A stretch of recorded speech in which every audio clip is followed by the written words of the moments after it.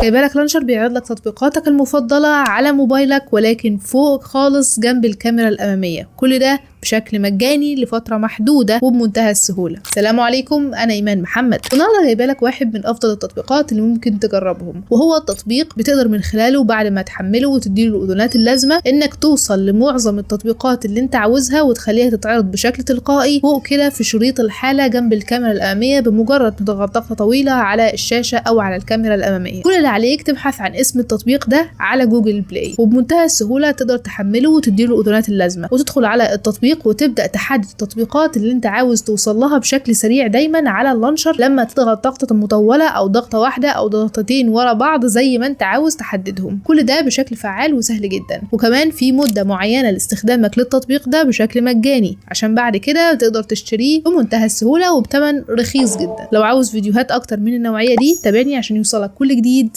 اول باول.